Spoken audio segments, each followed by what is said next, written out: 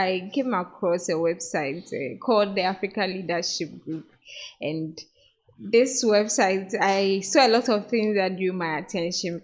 I'm sure a lot of you are familiar with ALX and the room. So the Africa Leadership Group also owns ALX and then the room.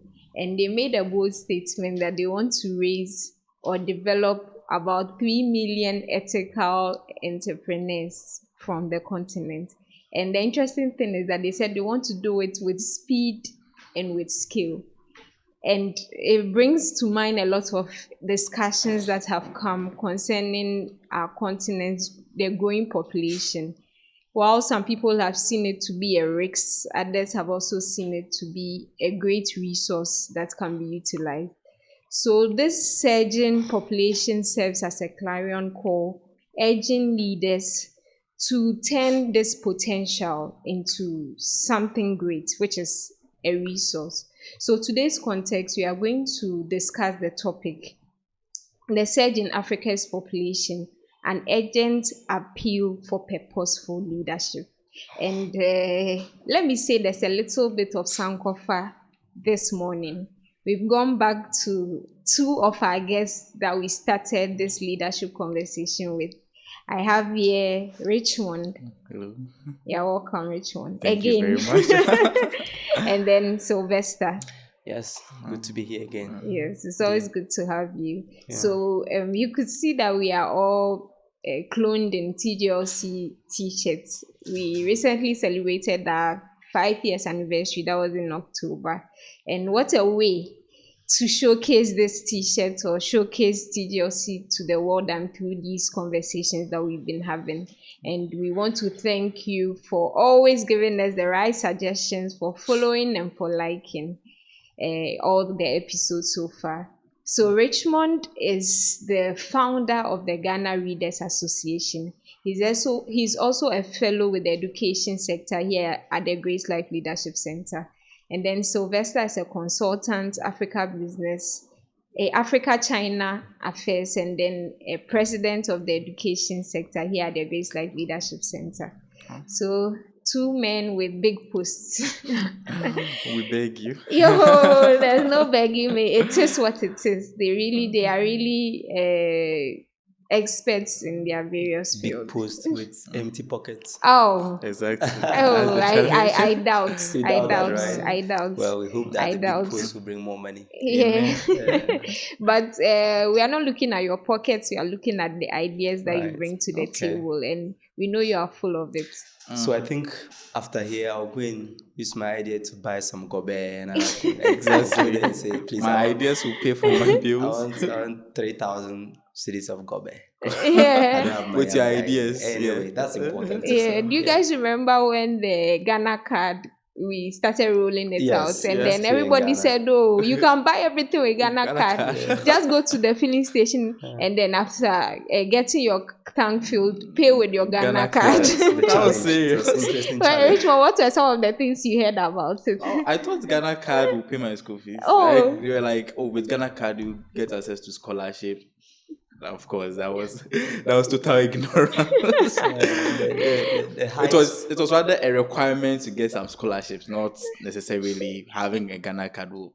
Yeah, I think that was crazy. No, I think people were just exaggerating because Yes. of how much importance the government Like, has placed yeah, on it, yeah, saying that the yeah. Ghana card is important and all of that. Yes, Yeah. it is. It You will know, be and used then for people started voting. exaggerating It can that. help you travel to other Yes, African I'm countries. still waiting for that day Oh, where I can use yeah, my Ghana card card to to travel travel. instead of my passport, hopefully. Yeah. And now that a lot of African nations are waiving their so- visa so I'm sure all you need is requirements, a It's Ghana a free card. arrangement. definitely probably getting into that era. Yeah. Bit by bit. Okay, so Ghana card aside, today's topic, we are still looking at the surge in Africa's population, an urgent appeal for purposeful leadership. So I'll start with you, Richmond. Oh, come on. Yes. I thought we discussed this. Oh no, no, Mm. please. Yes. So, what are some of the implications of Ghana's, no, not Ghana, Africa's Africa's rising population? Implications. Yes. Before I talk about that, Well, thank you for having me again. It's good to be back. I've missed coming here, We and miss you I too. didn't just come back again. I came back with my mentor. Oh, Come on, Such a why coincidence. do you always have to put me on the spot? That's serious. Anyway, it's great sharing this platform with Yes, you as again. always, man. You've taught me a lot, and today I'll try and see the few things you taught me. So anything I say, just know Please, I that beg you. I'm referencing him. They are Okay. your own ideas. I I'm beg. doing plagiarism here right from the source. All right. Uh, Yes, and before I continue, I also want to applaud your team and yourself for the amazing ideas. Every time I watch an episode, I'm like, wow, you are really doing a lot. The Yeah. topics, the discussions, they are just amazing. Anytime I even listen to an episode, I was even featured, and I was like, oh, I just learned a new thing. So it's just continuous learning, and yeah, I think we really appreciate your efforts. all right. The implications of the current booming population. Population is something that I've really been interested in right from my senior high school days, from social studies, from geography to economics. So it's like all my courses kind of talk about population. Africa's booming population. Let's talk about three or two things. First, the current African population. As at 2022, Africa's population was estimated above 1.4 billion. And not just that, there's a projection that as at 2050, will reach 2 2.5 billion, if I have my stats right.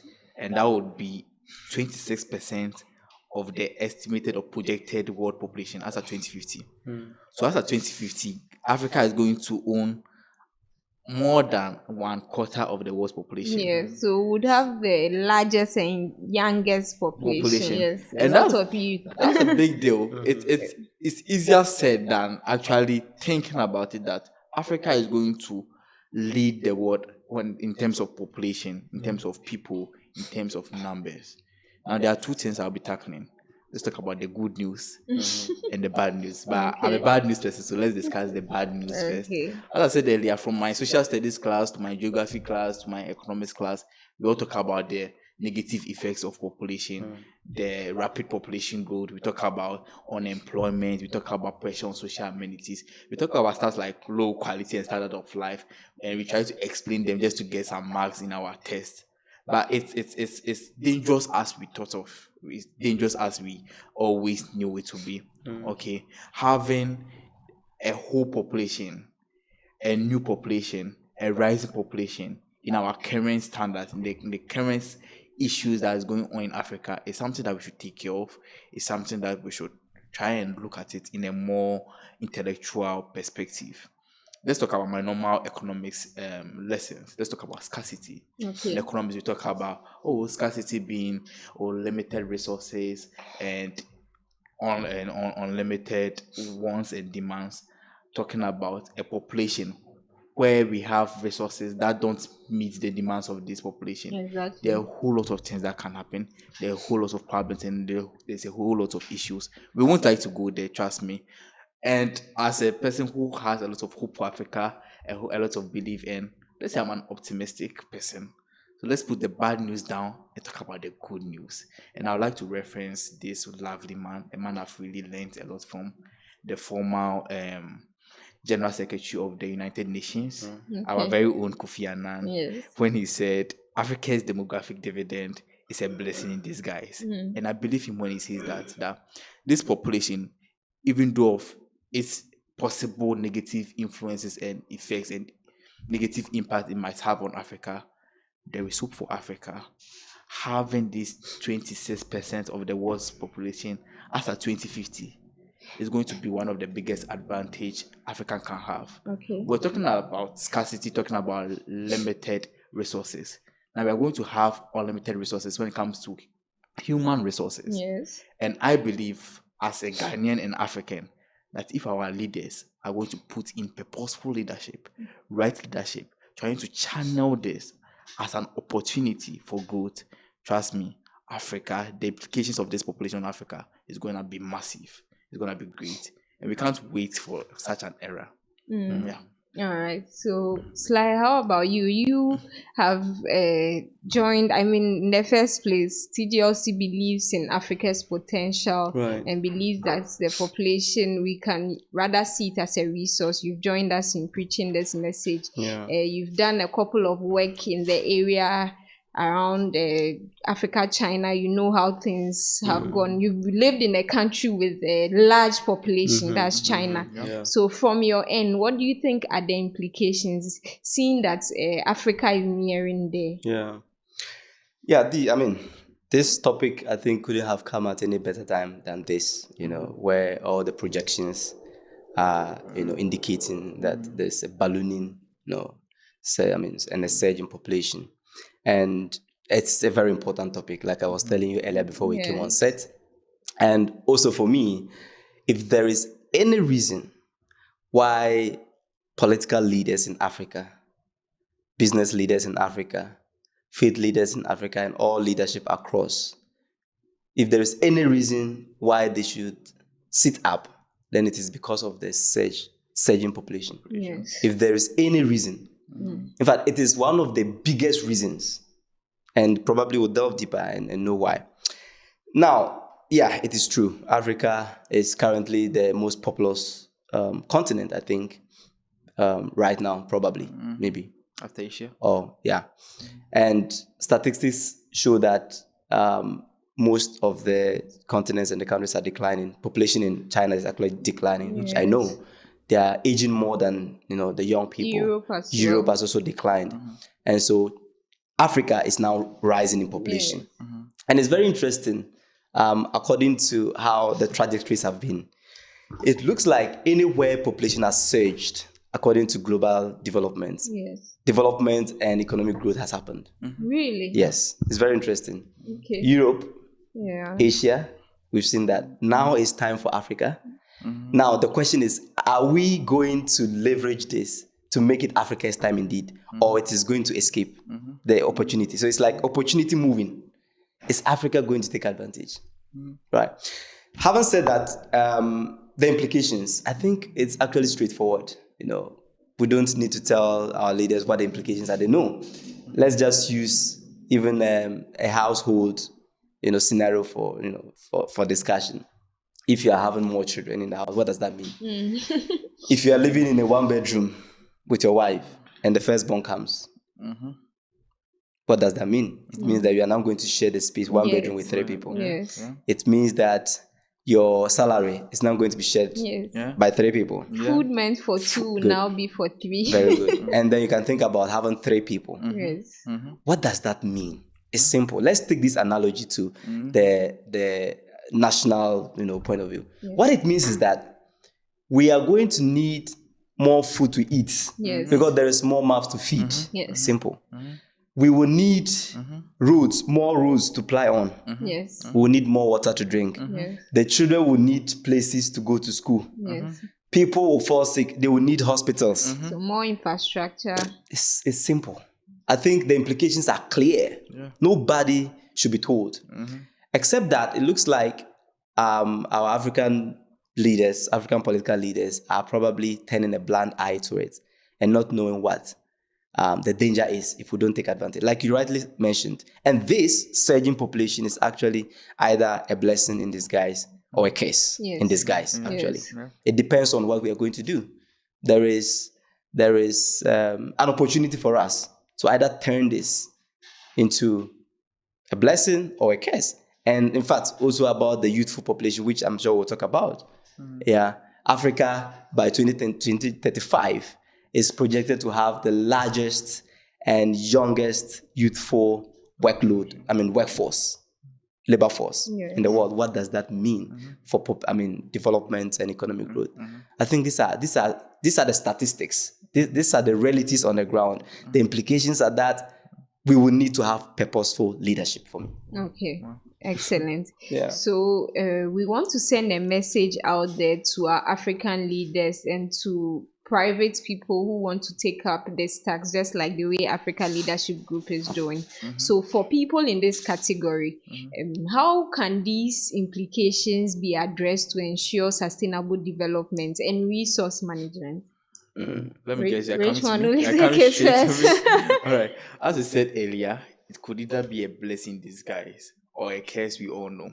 All right.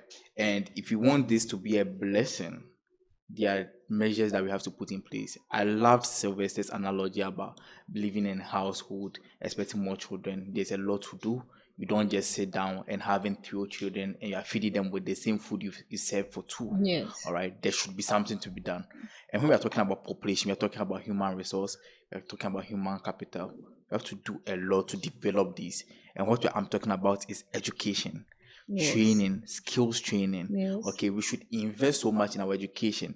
I mean, the right form of education, not the education we've experienced over the years. Education that's going to turn everything around, developing our human resources, making sure they are reaching its utmost capabilities and capacity, and making sure that this investment is going to bring out good returns.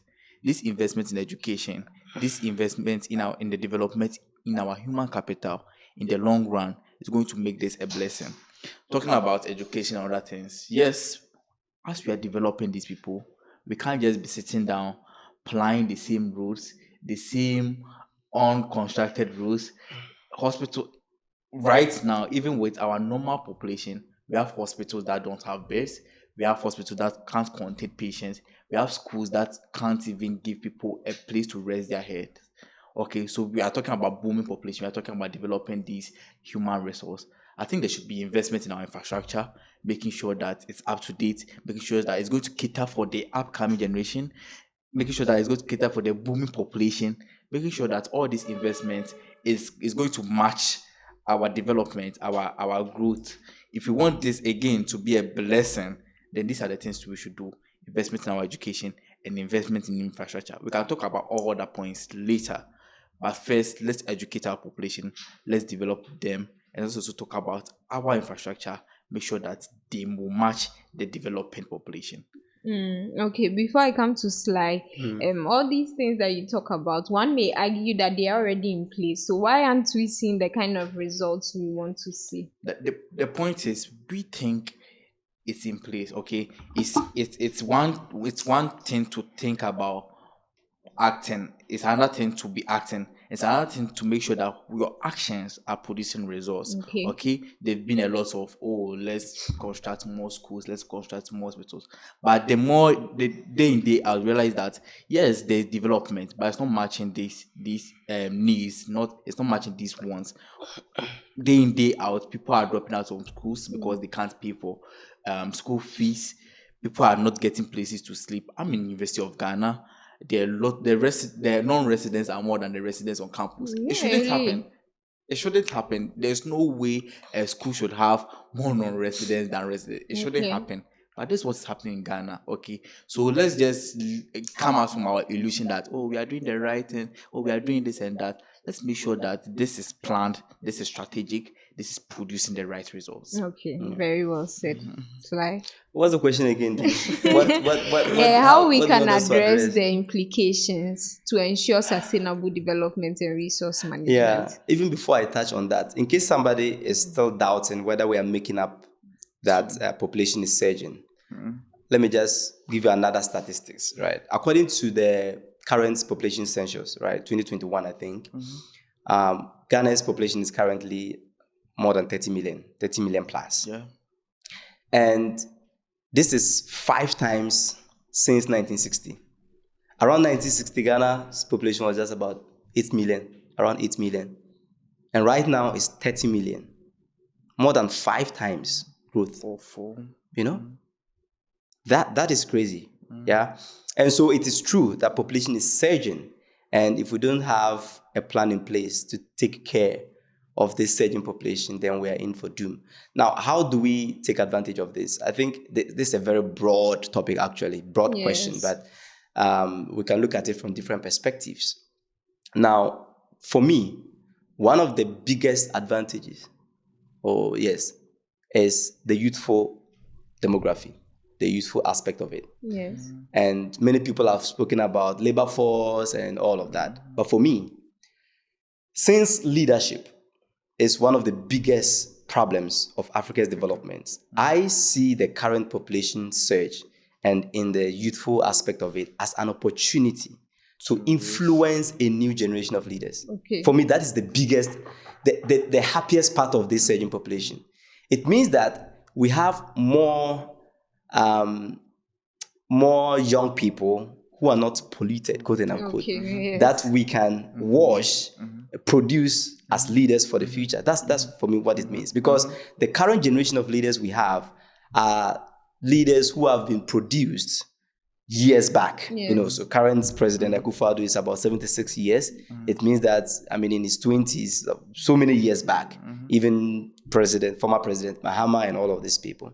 So for me, the biggest opportunity for Africa is to harness this population demography and influence a new generation of leaders. How are we going to do that?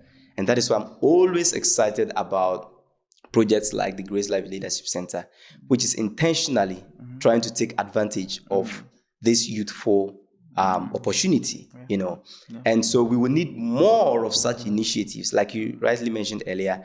The Africa Leadership Group is doing amazing. They are also trying to take advantage of the youthful population, And of course, the government can come in. We need to make sure that we create more employment opportunities. Currently, according to some statistics, we need to be providing opportunities for almost 300,000 people every year. That is the amount of job opportunities needed currently in Ghana. And you will ask yourself, how many is being produced currently? And this 300 is just for the next few years. It will increase. So if the job opportunities are not there and the people are ready to work, what happens? And again, that is why projects like TGLC is important, where we are instilling in our aspiring leaders the entrepreneurship spirit. I think that is one of the ways countries like Europe and Asia have been able to develop. I'm not sure the governments or the political leaders did everything. It took the private sector to make things work currently as it is now. So I think it's the responsibility of everyone, both private and public. We need more initiatives that will especially take advantage of the youthful population of the continent. I think if we're able to leverage that, then we can be assured of a sustainable development. Of course, we can talk about a lot of things, but for me, that is one of the things that stand out. The youthful population, we need more people, more organizations, more initiatives to take advantage of them, to leverage them, build skills and all of that. All right. Yeah. So the key word has been purposeful leadership. We are looking at surging population and an appeal for purposeful leadership. So with this purposeful leadership, in what ways what opportunities are there for our leaders to be able to drive that purposeful leadership? I ask this because we know there will be a lot of talent here in the years to come. The West will come here to source talent. That's one opportunity we can look at. So what purposeful leadership can be in place to prepare us for that time? Yeah. And I love the combination of purposeful leadership and population growth, surging population, booming population. Because if we don't have purposeful leadership, and it also means intentional leadership, intentional leadership, then things will just be left to chance. So purposeful leadership means that we need the kind of leaders in Africa who will come to the realization that the surging population can be a blessing or a curse. We've said this over and over. So what can they do? They can't leave anything to chance. Otherwise, we are in for doom. So purposeful leadership is one that they are going to say, for instance, how many young people do we have? What can we do with them? Okay. Or for instance, if our population is ballooning, the health implications of it, which type of skills do we need to take care of this health crisis that we might have, right? So nurses, doctors, midwives are all going to be important in the next few years. What are we doing to make sure that when the time comes, we have the right skills to take care of these people? So health, nurses. Currently, as we speak, our nurses are moving out of the country. Yes. Purposeful leadership will mean that we need to let these nurses stay with the right incentives because our health is important. Yes. So I'm not saying it will happen, but if we continue on this tangent of sending out nurses, doctors to take care of other countries, it will get to a time that we might not have enough to take care of our own people. Right? Currently, Asia is aging. So you can imagine if there are no enough health practitioners to take care of this aging population, what happens? There's going to be crisis of aging people dying. Right? So purposeful leadership will also mean that we have more people coming into the system, young people. They will need to go to school. We have the boarding system in senior high. Where are they going to sleep? Purposeful leadership will mean that, and in fact, when I was coming for this recording today, the traffic. Purposeful leadership will mean that in the next 5 years, in the next 10 years, we're going to have more cars on the roads than now. Yeah. So there is a need to expand the roads. Otherwise, it will get to a time the traffic situation in Accra alone is going to be crazy. In fact, it's crazy already. It's going to just be worse. And from Kasua to Accra is the same road that has been there for so many years. The cars are increasing. The road is the same. That is the problem. A huge Right? one, yeah. So if we don't have purposeful leadership, which means that leaders intentionally putting measures in place to take care of this surging population, then honestly, I'm not a prophet of doom, but it looks like we're in for a very bad future. Yeah, and that is why purposeful leadership is important right now, which is very simple. Many years ago, Dr. Kwame Nkrumah said we need to link Tema to Accra and other places because Tema is going to be the production hub, industrial hub. So many years, the Temamoto way is still the same. No expansion. In fact, renovation is even a problem. The cars are increasing, the factories are growing there, and in the same road. That is not purposeful leadership. In fact, you can call it visionary leadership, right? That is how people call it. We need that type of leadership. Leaders who are not looking at the current situation to say that, oh, we've built, when we came to office, we built 30 senior high school institutions. The question is, are these schools enough to cater for the next generation? So, we can talk about all that we want to talk about, but if we don't have purposeful leadership, it's going to be difficult to take advantage of this population.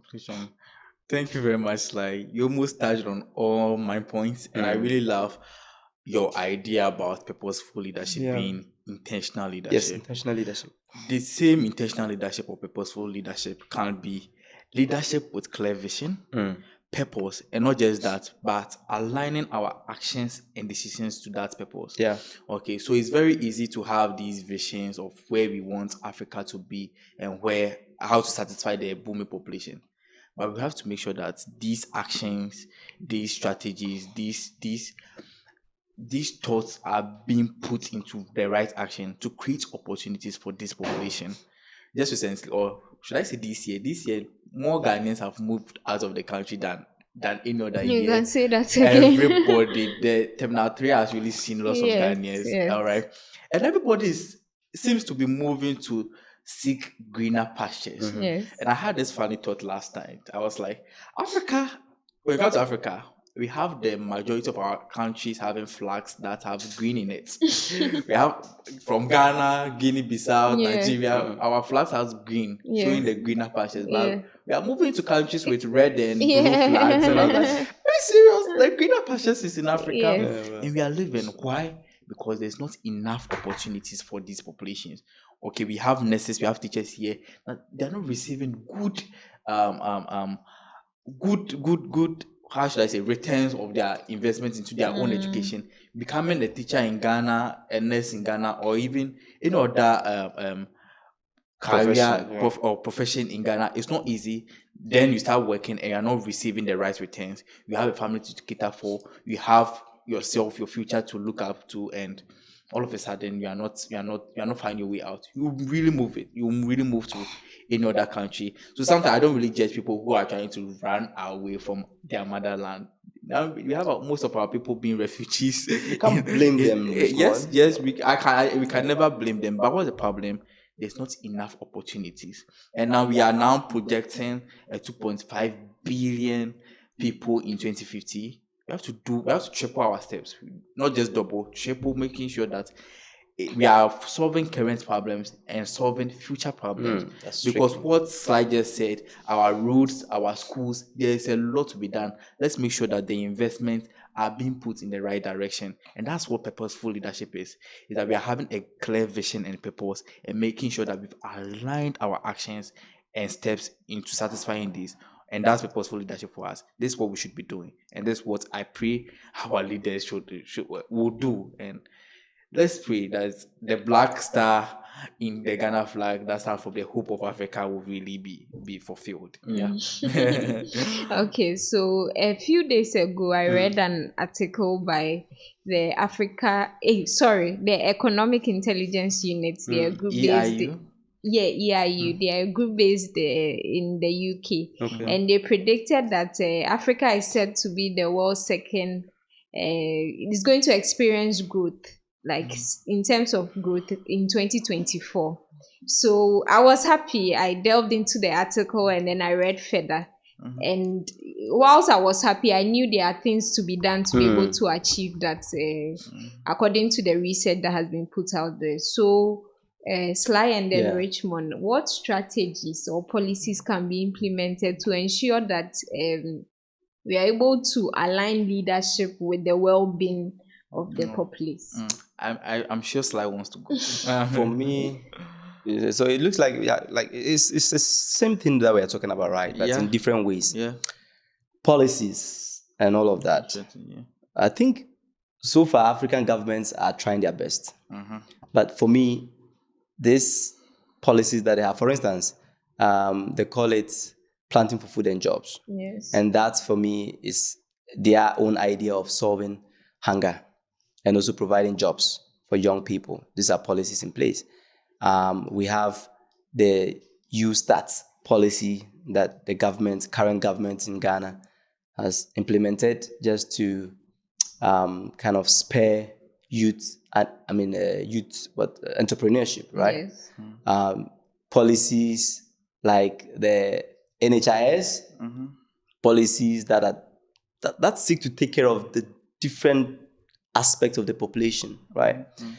What policies can they put in place? For me, they shouldn't think too much. For instance, if we have more people, they will need food to eat. So let's just look at agriculture. What do we do in agriculture?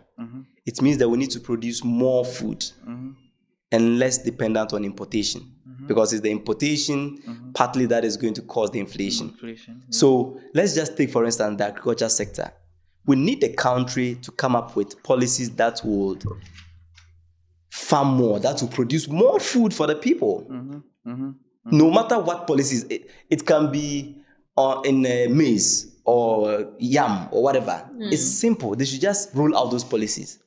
But you see, what is missing here is the continuity of the policy. Because I think that most of the policies that can take care of the surging population are in place, almost. Fantastic policies. Again, the problem has always been the implementation. The implementation, the sustainability, the continuity of it. Yes. For me, that is the problem. So if we can get the political leaders in Africa to continue with some of these policies, implement them effectively, then we don't need any extraordinary policies, right? So recently I was reading the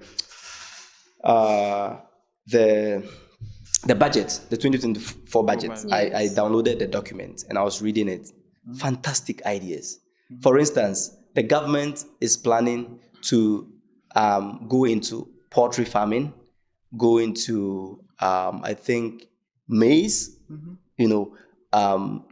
tomatoes, because they've identified that these are the food stuff that are driving inflation. That is what we keep importing, because it looks like we keep importing, especially tomatoes from Burkina Faso. Import a lot. I think last year alone or so, we imported about 3,000 tons. I need to cross-check that, of tomatoes, from neighboring countries, onions. So in the current budget, the government is saying that, look, to help solve the issue of food, we are going to pay attention to these areas, which is great, which is good. How exactly are they going to implement it? They are saying that they are going to subsidize taxes on people that will go into these areas of, and rice and all of that. Fantastic. These are just the policies we need. But the implementation, is it for political, gains, or they really mean well? Campaign promises. And how are we going to continue, for instance, investing in tomatoes to make sure that in the next 10 years, 15 years, 20 years, we are not going to come back to the same problem of shortage of tomatoes? So that, for me, I think we have the policies in place. When it comes to youth, building the capacity of the youth, we even have a whole Ministry of Youth.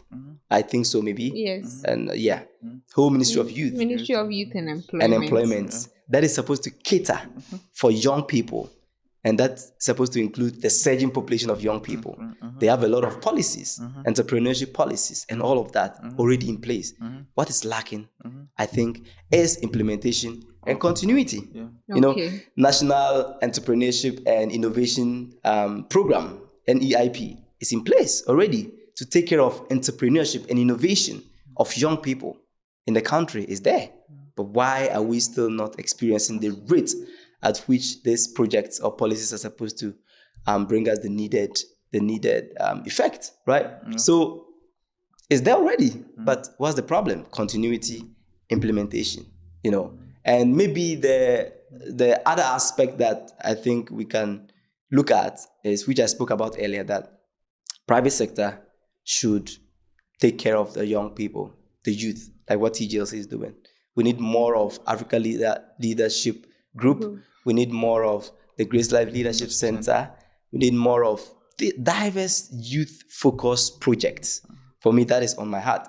Because if we are not able to turn this youthful population, because remember, they are the most exuberant, they are the most innovative, energetic people. So if we're able to leverage this group of the population, then we are. I think Sly has answered my next question. He has gone ahead to answer my next question. In fact, he touched on all my points. I'll try and summarize all that he's saying. But before Richmond, we come to you. Sly mentioned some key points from the budget about the government's intention to go into focus on poultry, tomatoes. So if you are an entrepreneur, or you don't have a startup idea yet, and you want to get into the entrepreneurship business, then you just have an apple right now. Because if this is the area that government intends to focus on, then definitely there will be incentives and it will be easier for you to get there. Thanks for that,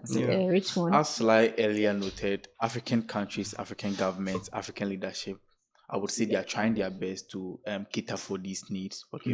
And I'll try and summarize what Sly was saying. First, I will talk about long-term vision and planning. All right. Whatever we want to do, we should focus on the long term. I was going through the Singapore story and realized that this was not just something that they just wanted to do in the next 2 years or 3 years. They weren't just thinking short term. Whatever we want to do, whatever strategies we want to implement, we should have long-term in focus. Let's not forget, 2050 would be at the corner very soon. That will be less than 30 years from now, like 27 years. And the population is we are going to have more than 1 billion people to be added. Let's make sure that these strategies we put in place are going to be, one, relevant at that point. Two, its impacts are going to be felt by that generation. And three, is going to cater for all our needs. Sustainability. Right? Yes.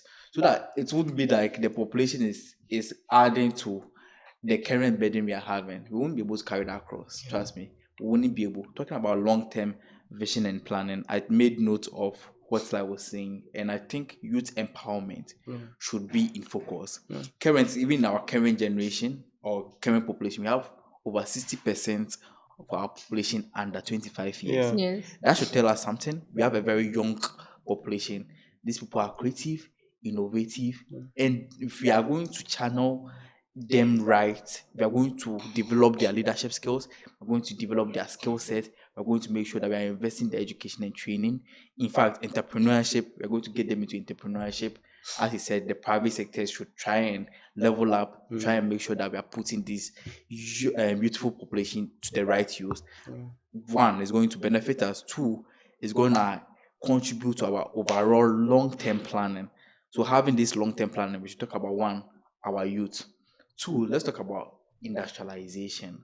All right, we have a lot of industry. One thing I really loved about our former president Kwame Nkrumah was his ideas and vision for industries. Okay, I think currently most of our industries are crippling down. Okay, these industries are going to serve as job opportunities for this population. Right now, we have a lot of unemployed graduates. It shouldn't be so. Those two phrases don't even match. Unemployed graduates. How can a graduate be unemployed? It's Africa. Okay, we should try and channel our industries to provide this job. Let's diversify our economy. We are talking about the budgets. Let's make sure that one is moving into agriculture. We are going to poultry here and there, making sure that at the end of it all, our population is being catered for.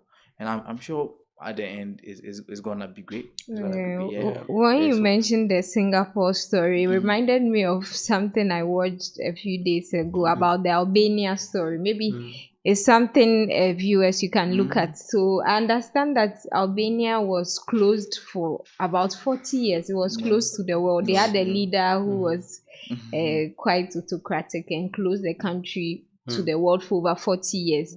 And it was just recently that that leader died, and then the country opened up. Was that good news? Well, it depends on how you look at it. Open up, and then they are trying to pick up from what was left. And still, I'm sure if I give you a free visa to Albania today, you would hop on the next plane and go. It will still attract people to go. But then they had a story. So the point is that for many of African countries, we've been open to the world all this while. Right. Yeah. How are we taking advantage? Of I know you guys rushed to answer my next question about the youth, but I'll still bring it back. What more can be done to involve the youth? Because this whole surging population is the surging population of the youth. What more can be done? What more? What more? Yes, certainly more can be done. I say this because recently there has been a trend where organizations from the West are coming down to set up ventures here that will source talent. The talent will remain on the continent, but they work for a lot of corporations outside. That trend is very common in the IT space. And even in the data space, very, very common in that space. You also said about the healthcare sector. With that one, we don't know if it will be possible for them to remain on the continent and be able to provide their services out there. I don't know how feasible that will be. It doesn't look like that will be the case. Eventually, they'll be poached to go. Right. So what more can be done for this surging population, which is the youth? What more can be done? I think we can never overemphasize on education. We can never overemphasize on that. And talking about youth, we have to realize that they will have a very long term, or how should I put this? They are very young. It means they have a lot of years to live. So let's utilize this. I mean, presumably. Yes. So for me, for instance, at least let me 200 years at least. Yes. 200? Yes. Oh, come. That one there is like Japan. No? This one there, that's lifespan. 50 years. Okay. Right? In these 50 years, as a person, what are my plans for myself? Okay, maybe I'll be finishing school. Maybe I'll be furthering. I'll be working. All these things are strategies to be put in place by myself. I just remember something, Richmond, quickly. There was one time we had a project, and then we had a German on board, and this German was like my age mate, and he had over 15 years experience. And I said, how is it possible? So I started counting. When you said that we should be purposeful right from the start, I started counting How long did he spend in Yes, school? When did he get all these 15 years experience? Then I realized that for there they emphasize on an apprenticeship or vocational program. Yes. So some people, even during high school, they'll be under like an apprenticeship program. So they count all that as part of their working experience. But here, even internship after level 100, people will say they want to rest. They don't want to do it. Do you get it? So like in terms of what we can do more for the youth, Richmond, I guess that was where you were arriving at. Yes. I won't use the word apprenticeship, but I'll use mentorship. Mentorship. What the Grace Life Leadership Center is doing. As I was telling you, I have like 50 years right from here. If I'm lucky enough, 50 years should be enough. Am I moving in the right direction as how my future has to go? Who is raising me? Who is training me? Who is my mentor?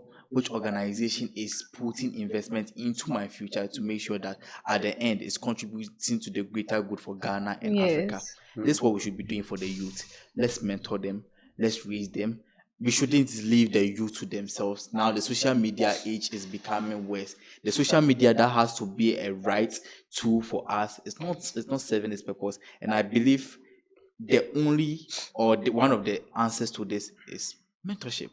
Let's raise these people. Let's be intentional about raising our youth, raising them, developing them through avenues like this. The Grace Life Leadership Center is doing a greater part.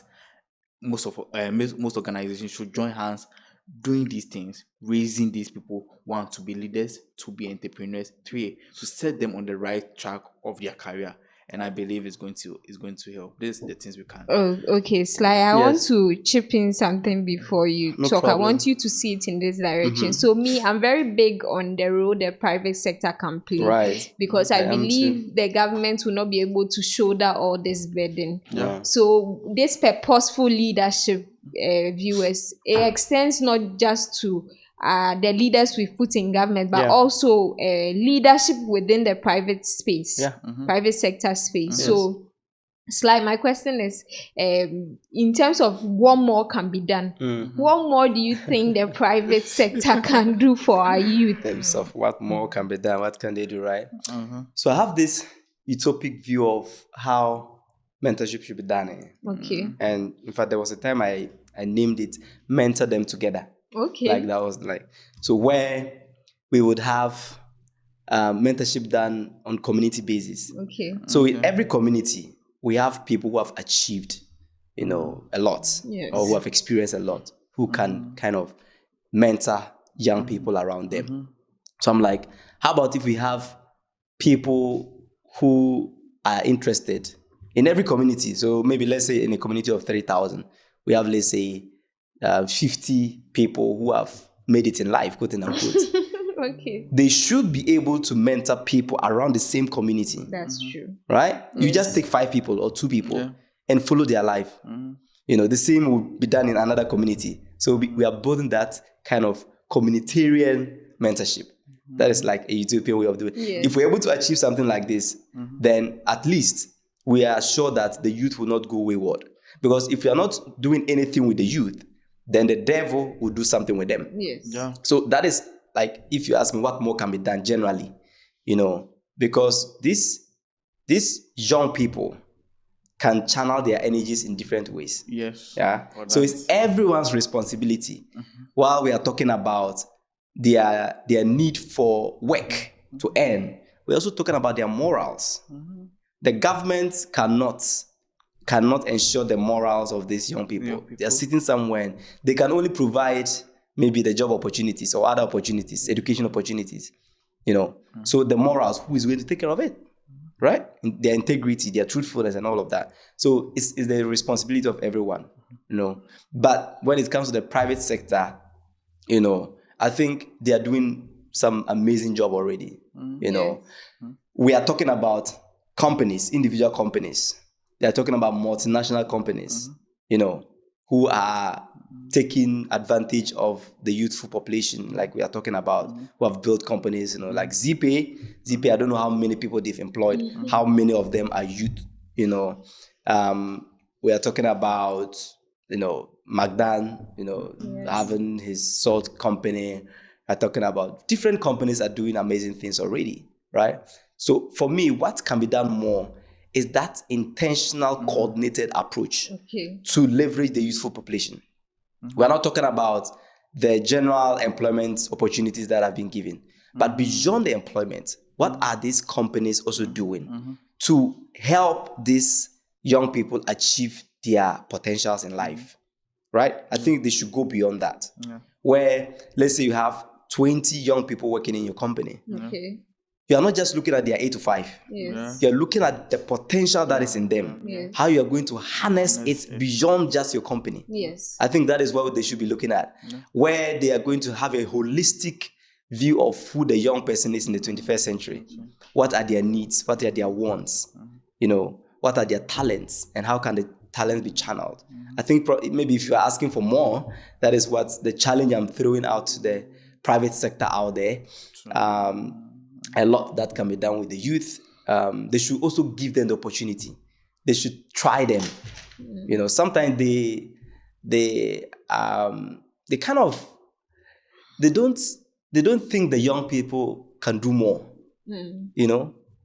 They underutilize them, but give them the opportunity. Just let them do the thing and watch them. You'll be surprised, even though they don't have experience. But there is something in them that can be leveraged. So the private sector can do this and more. Okay. All right. So the key word going around this morning is purposeful leadership. Yes. So this whole issue about the surging population, even though the continent is going to bear most of it, it's a global issue. It is. Yes, it will affect a lot of things. So how can our African leaders leverage international support to harness potential of this surging? And I did international relations, so I better appreciate this question, right? And like you said, it's the global problem, because if we have more people wanting to seek greener pastures outside the country, they will do all they can to do that, including using illegal ways of doing that, right? Using different routes, and some of them end up in the Mediterranean and dying and all of that. So it's a global issue. And it looks like it's happening already, right? We have the United Nations rolling out different projects and programs, especially targeted at young people on the continent. We have foundations like the Jack Ma Foundation, the Alibaba Foundation, with its Africa Business Heroes project that is seeking to empower, connect, and give capacity to about 100 entrepreneurs on the continent in 10 years. They've already done 5 years. Every year, they have about $1.5 million that can be shared by 10 finalists. Fantastic. This is an international partner. Yes, and this year, 2 Ghanaians are in the final. The ZPay and the Suma Life, they are there. So this is a way that the international community is trying to help, and I love it. Anytime I see projects like this, I'm like, this is what we need. Africa needs the international community to help build its entrepreneurship ecosystem and not donate to its government. You don't just, IMF should stop giving the money directly into the hands of the government. They should run projects that can empower young people. I think that is the way to go now, right? We have different governments coming into the continent to say that, look, we want to help you. We want to do that in different ways. We have Google setting up its AI center and digital center here in Accra, and all of that. These are some of the ways they can do it. Just beyond the employment opportunities that the multinational companies give. I don't know how much Coca-Cola is investing, or the opportunities they are giving in terms of employment, but it's good. But beyond that, what do? We have a youthful population. They should train them. They should mentor them. They should groom them. They should give them opportunities. We need that. The United Nations is doing that. Recently, I think they partnered with the Tony Elumelu Foundation to keep building more entrepreneurs. Fantastic job. We need that, right? I want the Chinese government and its partners to come down and invest in young people in agriculture. That is what we need. We need that, right? Giving them opportunities to go outside the country to study. I know the Chinese government is giving a lot of scholarship opportunities, even private universities every year. I think currently they are topping in terms of the number, the quantity of scholarships, in the continent. A lot. I am a beneficiary of one of the scholarships. Amazing. That is one of the ways that can be done. But beyond that, you see, the African governments or its people have another responsibility. For instance, if, let's say, the Chinese government has provided scholarship for, let's say, in 10 years, they provided scholarship to 100,000 people. When they go and they finish, what happens? Yes. That is the question. So it comes back to the responsibility of Africans themselves. How do we leverage people? What the Maya said, he read something. He was a budding astronaut, right? He was learning to become, and all. I don't know. I have to cross-check that as well. Okay. But we have many people who have studied in China, different courses, different subjects. When we graduate and come back, for instance, I did international relations.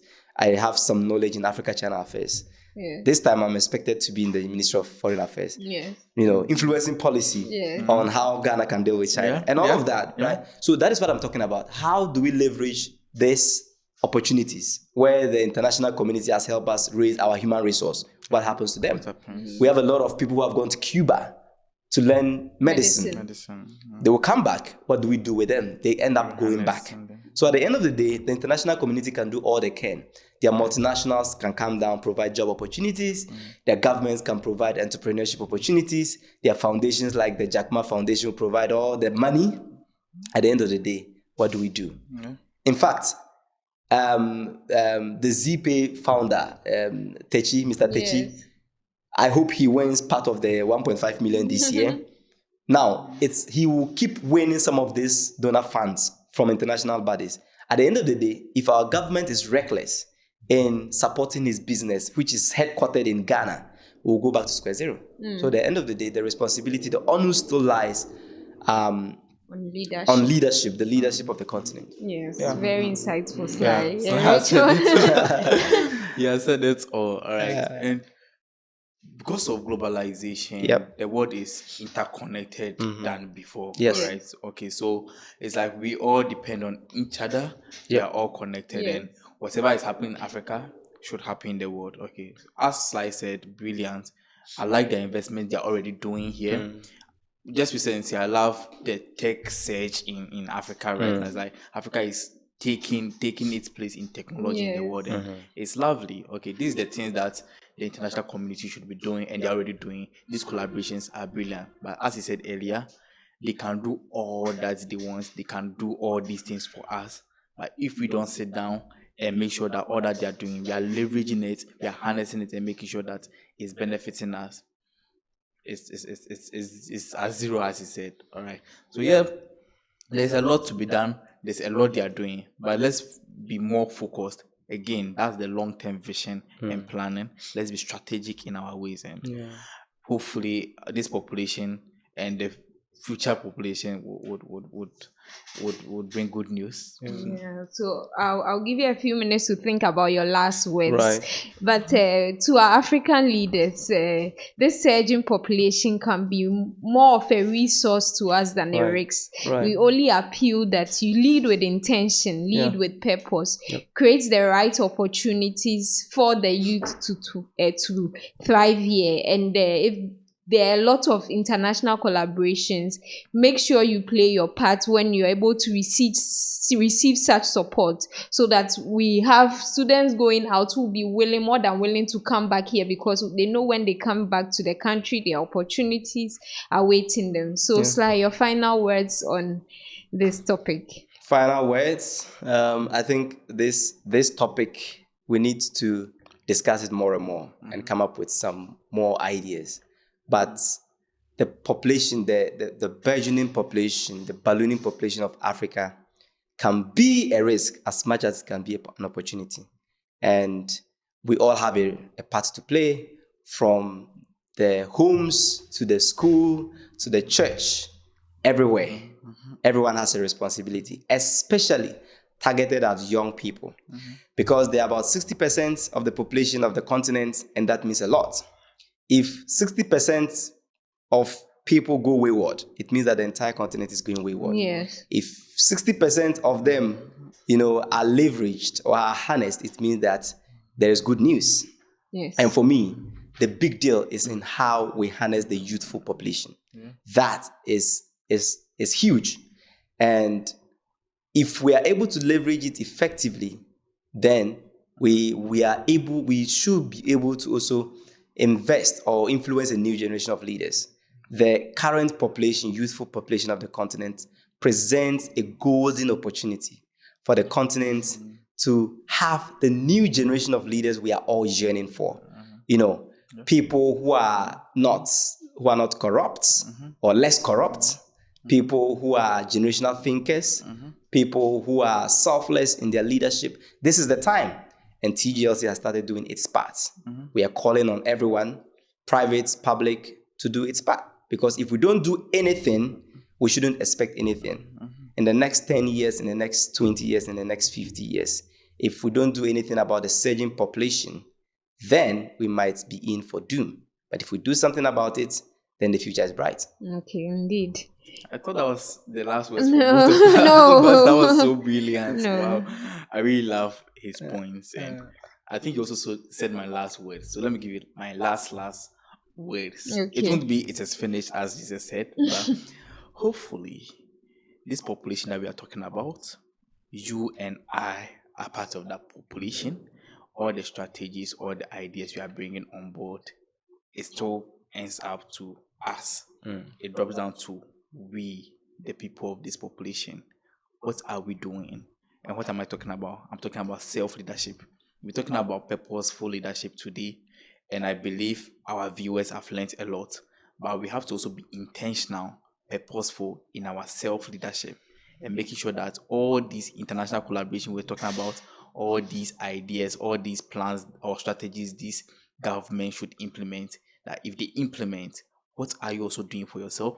Are you sitting there thinking you deserve these opportunities? Or are you trying to get yourself better, develop yourself, and make sure that at the end, you're also contributing your quota to humanity, quota to yourself, and quota to the continent at large? That's my final words. Let's try and share. Let's try to learn more. Let's be open-minded to these kind of discussions and join discussions such as this. All right. And it's been amazing having this conversation with you. I can't wait to be back. Oh, okay. All right. So I've been your host, Diana. We've been looking at the topic, the surge in Africa's population, an urgent appeal for purposeful leadership. Catch you on the next episode. Bye.